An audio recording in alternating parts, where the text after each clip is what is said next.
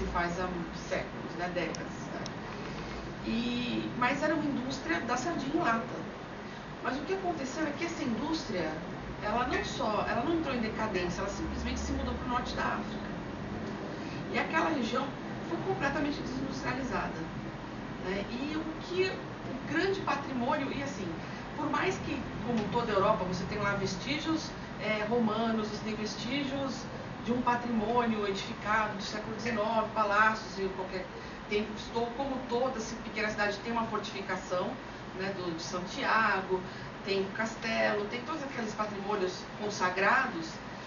Aquilo diz da realidade deles, mas não dizia desse passado. E o que eles estavam vendo era a perda dessa memória e também uma questão de reorganização social. Então, partindo da unidade municipal, eles começaram a estudar esse patrimônio. E o museu que nos recebeu, que era o Museu do Trabalho Michel Giacometti, o que eles fizeram foi reconstituir, a partir de um estudo sociológico, com uma parceria com a universidade, de compreender como era o funcionamento dessa indústria, como ela mobilizava aquela sociedade, como funcionava a cadeia operatória. Eles conseguiram reconstituir uma fábrica dentro de um espaço industrial, que é onde funcionava esse museu, e com essa reconstituição eles montaram um universo novo e começaram a trabalhar com isso com relação ao turismo, mas um turismo cultural de uma forma diferente, até por uma requalificação da vocação daquela cidade. E várias outras cidades que nós visitamos tinham essa mesma lógica.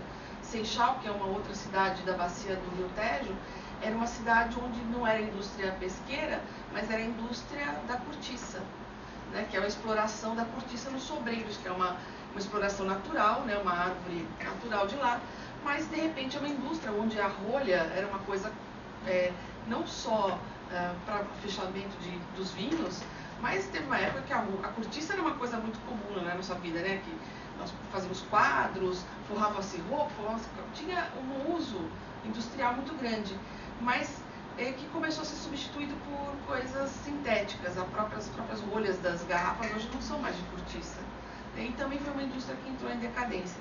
Então, como lidar com esse patrimônio industrial e transformar nele num motivo de movimentação daquela comunidade, daquela cidade, e de transformar esse patrimônio em alguma coisa com um novo significado. Né? Então, foram experiências muito interessantes. Isso tudo dentro de uma lógica da museologia, porque todos eram ecomuseus, né, que movimentavam a região com o patrimônio, não só o patrimônio do museu, mas o patrimônio daquele território. Né? Então, tem outras experiências muito interessantes nesse sentido que o Paulo estava falando, né? De o que fazer, né, a partir de agora, né? O que a gente pode pensar? E não pensar numa questão do turismo como paradigma desconectado completamente da realidade, mas partindo daquela realidade. Próxima pessoa. Eu queria perguntar, seu nome? Karen, desculpa. Da onde? Eu sou visitante, eu faço jornalismo na Casper Libero. E eu queria perguntar sobre a questão do tombamento do Belas Artes e sobre a Nova Luz, os projetos, se está tendo essa preocupação de manter o patrimônio. O projeto Nova Luz. Está tendo a preocupação de manter o patrimônio ou só está empenhando dinheiro público em centros de dança? Da Belas Artes. Sim, Belas Artes. Tá, hoje. Quem mais? Mariana. Queria que você comentasse alguma coisa nesse sentido que a Mônica falou, vinculado à perspectiva de cidades criativas.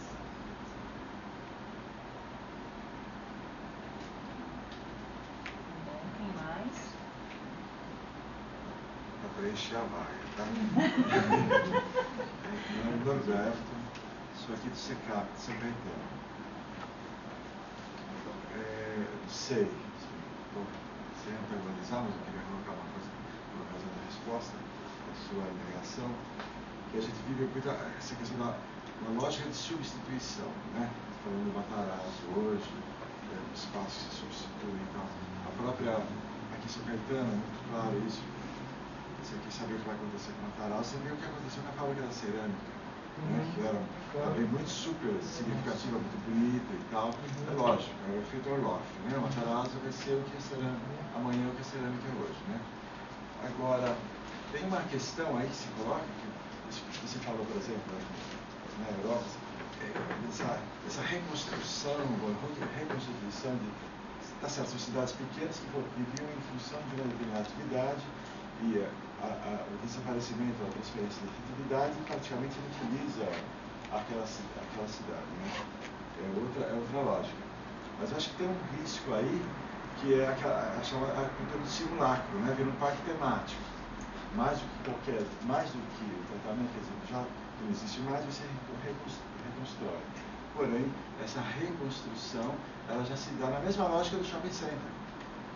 Embora ela tenha traços arquitetônicos que sejam similares, né, o mesmo tipo de tijolo, um trabalho arquitetônico estético em cima disso, ela está dissociada muitas vezes desse trabalho que está se fazendo aqui com a biografia, que ainda você tem essa possibilidade, que é o Museu da Pessoa, História Oral e tal, que você vai fazer essa escolha de elementos pontuais, você vai reconstituindo, fazendo um tecido com essas memórias, mesmo que materialmente não seja a reconstrução daquilo que foi, ela, para as pessoas que participam, tem um valor que é diferente, vamos dizer, do estético, do meramente estético, do meramente que é para ser visitado. Então, seria isso, você queria colocar essa questão da validade da opção, etc. Deu para entender? Posso só fazer uma colocação? Assim, que o Roberto claro. Eu sei de um caso, por exemplo, de uma cidade que eu não me lembro agora o nome, na Holanda, que é a cidade onde se formou a Philips. E toda a cidade estava também aparamentada em função daquela atividade industrial, e depois a Philips mudou de região, né? E a cidade começou a ficar fantasma e tinha um índice de desemprego e pauperismo também muito grande. E aí o que aconteceu? Houve uma série de políticas públicas para movimentar novamente a cidade, só que não com o foco que se tinha antes, mas buscando a essência da cidade, que era a energia, né? Então eles fizeram um parque assim, cultural que desenvolvia a tecnologia da eletricidade voltada para a luz. A cidade virou a cidade da luz. Então a cidade toda movimentada por causa de um festival cultural voltado para a eletricidade. Então eles têm uma série de, por exemplo, de feiras científicas, etc e tal, que buscam a essência primordial da cidade. Nesse sentido. É outra coisa, não é mais aquele passado, mas busca-se o referencial do passado para se projetar o futuro e ter outra noção de presente. Né? Perfeito, então vou passar a palavra para o professor Paulo. Bom, eu não conheço os museus portugueses que você mencionou, né? Mas uma coisa certamente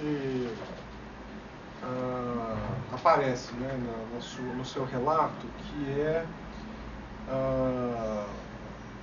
um equipamento cultural que procura de alguma maneira, acho que fazer uma reflexão sobre o tempo, né? Porque este tempo, né, o tempo da cortiça, o tempo da pesca, não é mais o tempo dessas cidades, né? Então, de alguma maneira, o equipamento cultural, acho que em primeiro lugar, deve colocar questões para a própria sociedade, né? Quer dizer, recuperar historicamente isso deve chegar a um ponto de, enfim, de discussão sobre os impasses daquela sociedade, né? O museu, ele é um lugar de reflexão, não é um lugar de contemplação, né? Isso para a nova museologia e para os historiadores, inclusive, né? Quer dizer, o museu não é o lugar do sentimento para o Piano Bezerra de Menezes, né? É o lugar do pensamento, da crítica, né? E, portanto, museus que tendem para a espetacularização são sempre museus problemáticos, porque eles retiram o visitante do presente, um presente que é, muitas vezes, catastrófico desses lugares, e o remetem ou à nostalgia, ou ao temps perdu, ou sei lá, ou mais o que, né? Que são problemáticos, né? Tudo que, na verdade, acho que a nova museologia também procura escapar, né? Quer dizer, colocar justamente os impasses do presente, né? A interpretação museológica é construída a partir de um exercício do presente, né? E isso se leva em conta as angústias da sociedade, né, vai, por exemplo, recuperar um processo como a da pesca para informar que, no fundo, isso faz parte da vida das pessoas, mas isso é uma parte da vida das pessoas, né? A memória, ela é, nesse sentido, mobilizada como uma dimensão propositiva para o presente, não de retorno, né? Acho que...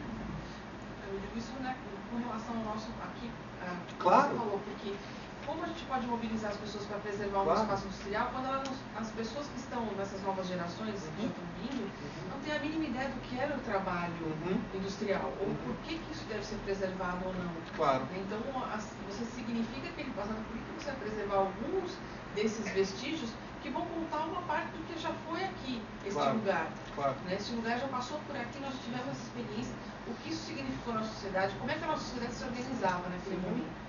E por que eu vou preservar isso? Ou como o capital é predatório, né? Porque muitas dessas indústrias deixaram, por exemplo, solos contaminados, né? Quer dizer, essa é uma experiência que não é do passado. Não, essa é a experiência do presente, né? Bem real. Então, acho que, de alguma maneira, esse processo de musealização para áreas industriais, né, são muito problemáticos, né?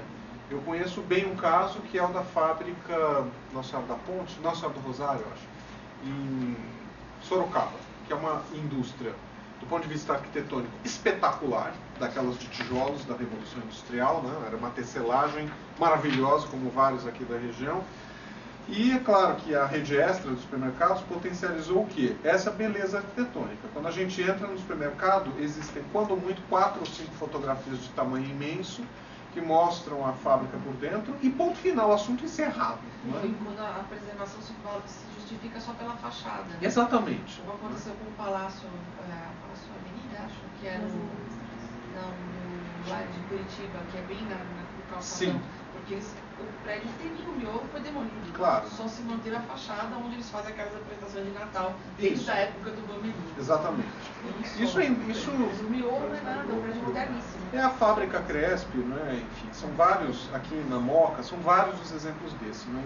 Acho que também, né? Estou lembrando sempre o Piano, mas ele é um homem realmente extraordinário, professor emérito da Faculdade de Filosofia, né? Ele detesta que a gente separe patrimônio material de material. Por quê? Ele fala, patrimônio material, ele só é um patrimônio porque eu projeto sentidos sobre aquela coisa.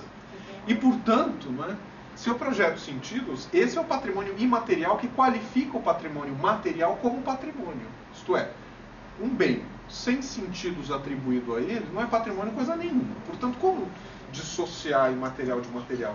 Quando eu vou para uma fábrica e vejo aquilo preservado meramente como plástica arquitetônica, sem que aquela fábrica coloque perguntas para a sociedade hoje, que aqueles painéis fotográficos sejam janelas para o passado, eu aniquilei qualquer possibilidade daquele espaço ser um espaço criativo. É aquele espaço contemplativo no pior sentido, né? De nostalgia, era assim, olha lá como é que era. Pronto, acabou, né? Quer dizer, eu preciso construir uma aproximação daquele lugar a partir das contradições da sociedade, das suas tensões, das suas demandas, das suas diferenças e desigualdades hoje em dia. Né? O patrimônio é um lugar. E uma fábrica, se não for isso, ela é o quê? Né? A fábrica é um lugar da mais-valia, né? Puxando a minha memória estudantil dos anos 80. Né? Quer dizer, não dá, né, para a gente realmente esquecer que a fábrica é um lugar de contraste. E acho que a fábrica é um lugar por excelência para isso. Sendo um supermercado, dá para ser melhor do que a gente faz, né? Quando mais um museu ainda, né? Então acho que, enfim, né? Professor, e no caso do Belas Mariana, vamos só para manter a ordem aqui, porque pode ter outras pessoas que queiram perguntar, nós estamos com tempo limitado. Então, deixa ele responder as perguntas da primeira rodada, depois a gente abre novamente, tá? Belas Artes e Nova Luz, né? Vou ter que ser aqui curto e grosso, né? Porque só ele já dava uma noite só, né? Cine Belas Artes, acho que coloca para nós uma questão fundamental, que é como entender, do ponto de vista das políticas públicas, a necessidade de preservação de, não espaços de memória, mas espaços de cultura. Não é? Quer dizer, nesse sentido, o patrimônio ele deixa efetivamente de ser uma coisa lá para trás para ser uma coisa do presente. Por quê? Porque não adianta eu tombar o Belas Artes como espaço arquitetônico. né? O Belas Artes só faria sentido, por exemplo, se ele fosse registrado como um lugar de patrimônio material da cidade. O que eu acho que afeta uma parcela pequena, mas significativa da cidade, certamente de São Paulo, né? Mas coloca, enfim, isso como um ponto para a gente pensar se patrimônio material e imaterial podem ser dissociados, né? Quer dizer, aquilo lá só é importante se continuar sendo cinema.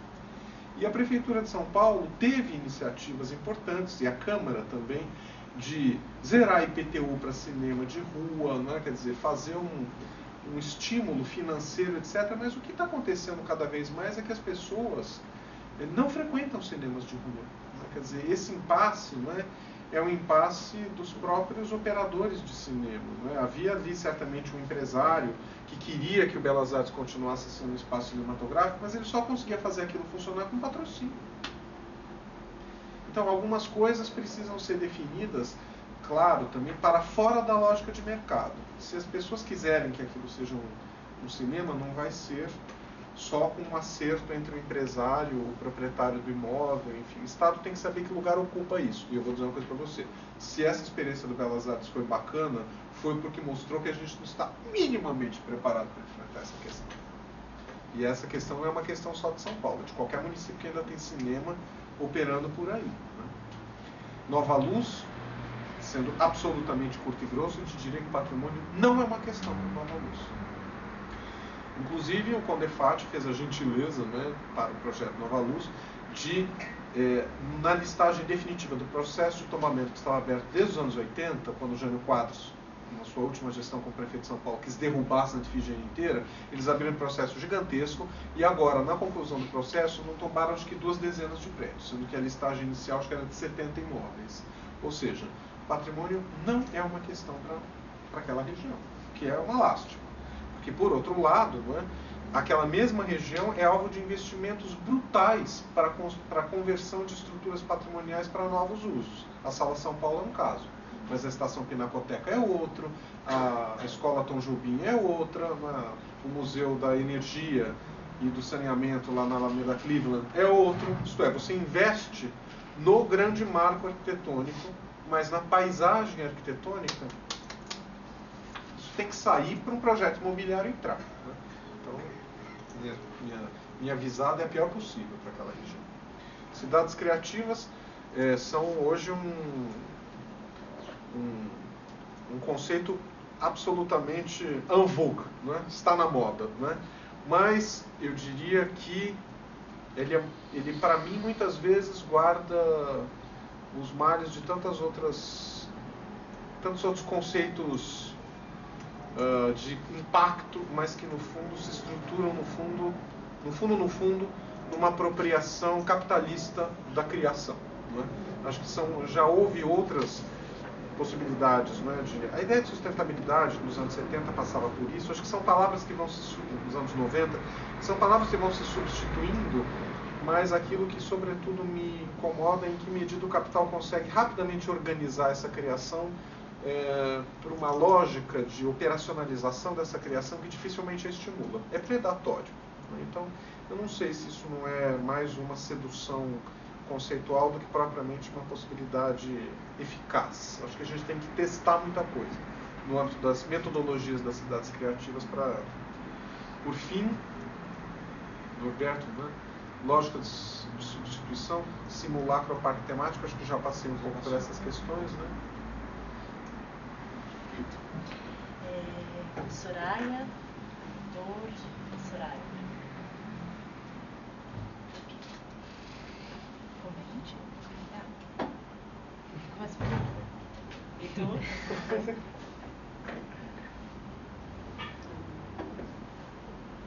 por você, né?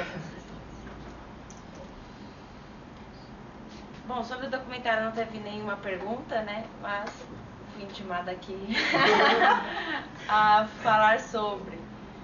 Bom, questão de patrimônio em Paranapiacaba, até mesmo a gente selecionou uma cena que fala sobre isso, né? Que tombamento não garante preservação.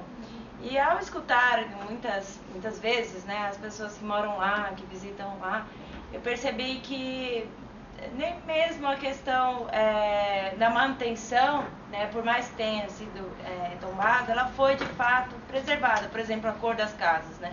A cor das casas não era aquele tom avermelhado, né? Como nas fotos preto e brancas, não tem como a gente ter uma definição exata de cor, a gente não sabe qual que era de fato a cor por meio desses materiais de arquivos, mas quem viveu aquela época sabe que aquela cor era resto de tinta que tinha lá, que pintaram todas as casas daquele tom avermelhado. Era resto de tinta, não era aquela cor.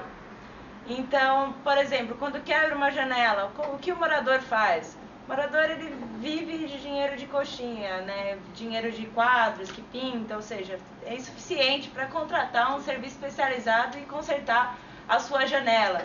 Então, até que ponto é vantajoso a gente tombar, né? Até que ponto isso não vai prejudicar o orçamento, né, do indivíduo que está lá responsável por aquele imóvel, de fato? Né? Será que ele não teria suficiente, não sei se é habilidade, mas pelo menos assim, consultasse uma pessoa que morasse lá há algum tempo, perguntasse se aquela janela poderia colocar aquele vidro. Então, uma vez que não tenha suporte técnico de fato, né, das instâncias, eu acredito que seja um problema, porque se não tem suporte, você não pode mexer, o que acontece? Vai tombar, né? Tombar de fato, não tombar como tombamento.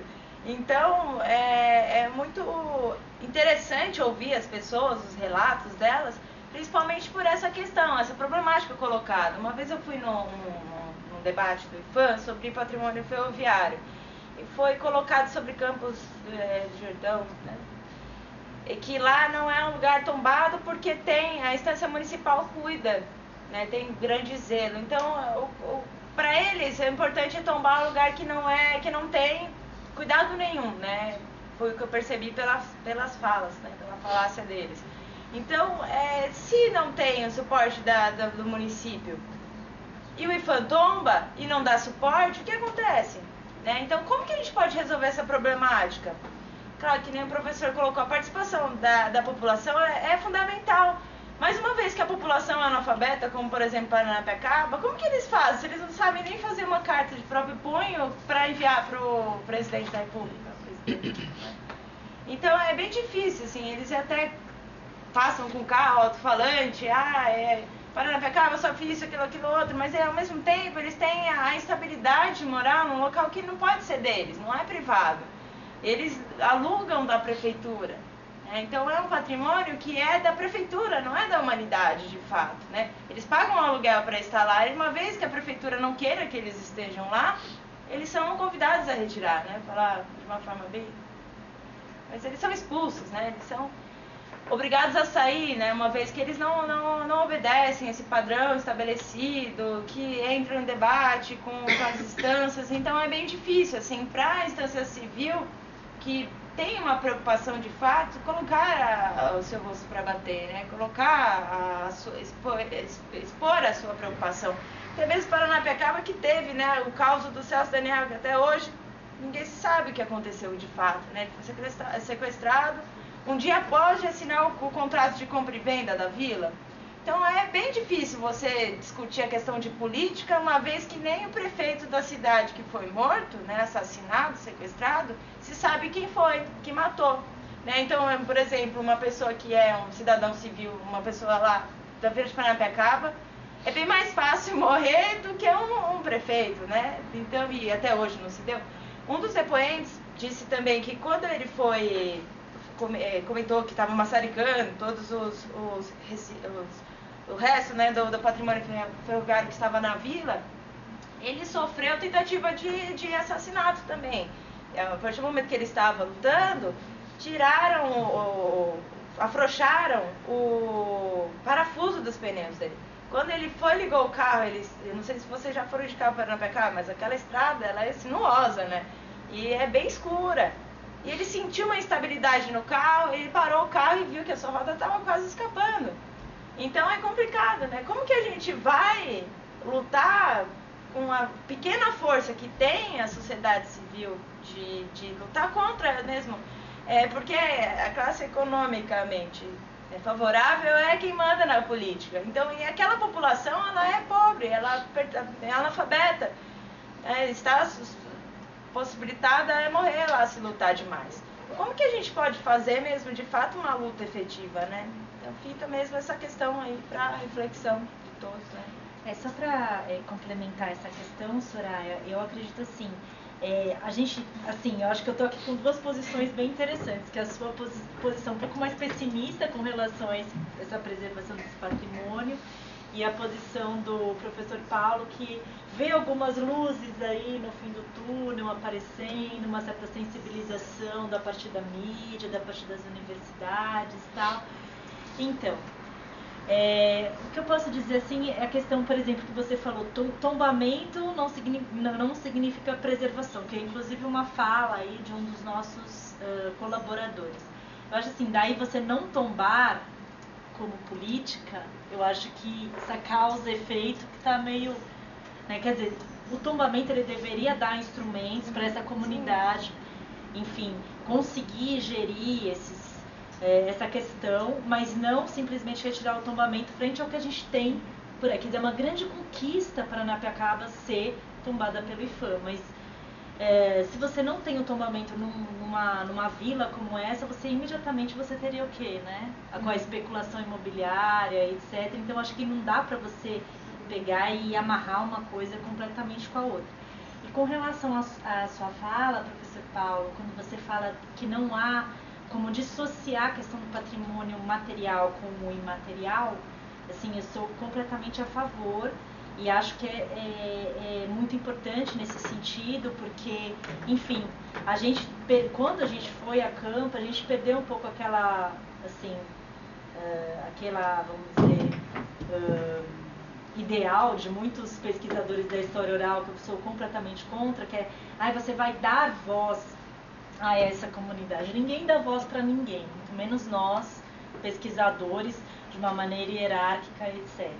Mas eu acredito que a história oral, a metodologia da história oral, ela possibilita essa questão de você, vamos dizer, conhecer aquelas memórias, você dar visibilidade. Então, por exemplo, essa população que tem uma grande parte que é analfabeta, ela fala. Então, isso pode ser um instrumento, vamos dizer assim, para futuras ações dentro das políticas públicas, né? E aí, com relação, só complementando a questão, que aí eu não vou aguentar, sobre a questão da Nova Luz, eu trabalhei durante uns 4 anos no Museu da Energia e Saneamento. E assim, eu concordo com você, tal, que eles não estão investindo nos arredores, tal, mas eu conheço esse caso em particular, porque que nós fomos parar ali. Porque assim, essa fundação, né, de energia e saneamento, no começo ela não tinha nada de saneamento, era só a fundação, patrimônio histórico da energia de São Paulo. Ela funcionava lá no Cambucia, onde funciona a Eletropaulo. Então a gente tinha nosso acervo lá, nós tínhamos, enfim, a visitação, espaço de pesquisa lá. E era vamos dizer, do ponto de vista logístico, bem complicado, os visitantes atravessando com aquelas máquinas, enfim. Aí a negociação, né, que a gente fez com o governo de estado, eles deram, entre aspas, esse espaço para a gente. Né? Mas acho que a questão do investimento na paisagem, ela se dá quando o Museu da Energia ele faz outras ações no interior de São Paulo. Né? É o caso dos locais onde tem as pequenas centrais hidrelétricas, que são os parques temáticos que você tocou, mas não no sentido do simulacro. É o local onde funcionava aquelas pequenas centrais hidrelétricas, né? É o caso de Corumbataí, em Rio Claro e tal, que aí é colocado, é revitalizado, e aí estudantes de segundo grau vão visitar. Então o museu ele funciona dentro desse ambiente da geração de energia mesmo. Né? E, inclusive a gente acabou de vir de Jundiaí, onde a gente foi expor, né, o documentário e fazer um debate, e aí o pessoal conheceu também lá em Jundiaí. Mas eu acho que em São Paulo, às vezes, assim, eu não sei, ainda essa questão realmente, eu acho que é uma questão assim, que daria pra gente ficar discutindo longamente aqui. Mas, logicamente, eu sou completamente